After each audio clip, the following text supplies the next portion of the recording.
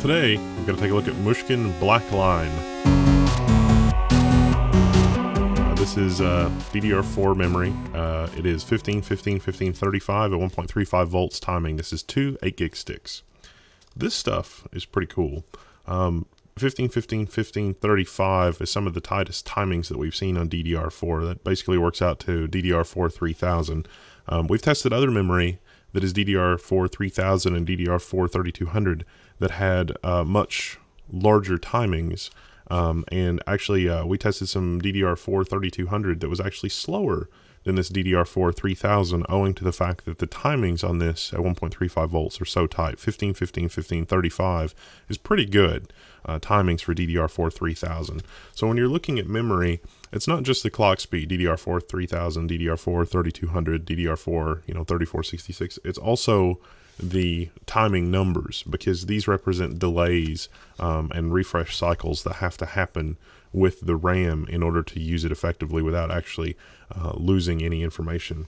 Now, in terms of overclocking it beyond even the 1535, I did have to push the voltage up a little bit, which on Skylake is asking for bad news. Skylake supports DDR3, but technically really Skylake only supports DDR3 low voltage. The reason for that is that over time, Intel warns that the voltage controller and the voltage interface that's actually on board on the Skylake processor really can't handle more than 1.35 volts over the long term. And so DDR3, not L, is going to be potentially a higher voltage than 1.35 volts.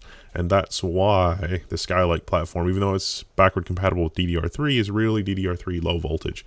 And so this is not really a problem. This is where you see Skylake in, portable devices, and Skylake in maybe small form factor desktops where the RAM is maybe soldered in, or maybe uses notebook RAM. And so in this particular case, we're working with DDR4, of course, but it's 1.35 volts.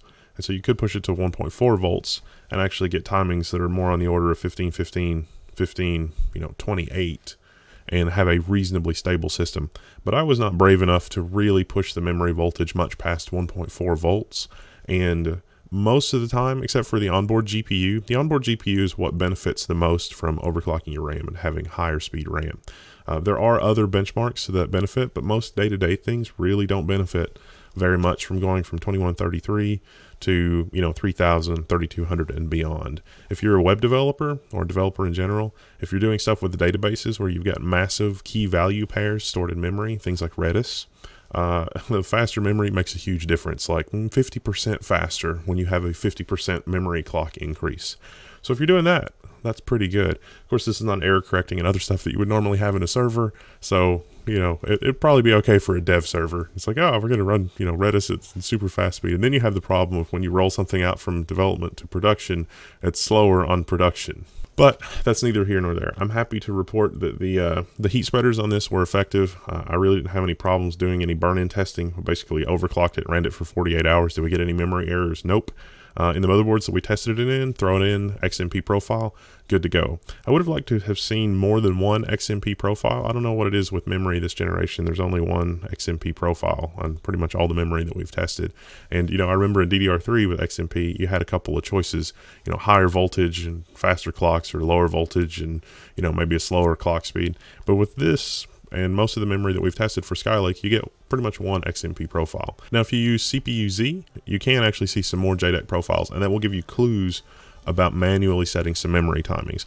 But that's probably a topic for another day. What's the bottom line? Well, the performance is pretty good, and depending on where you find these and sort of what price you find these at, it's a good deal, it's a good value. In terms of like the build quality and the assembly and the heat spreader and that sort of thing, checks out. I don't see anything to complain about.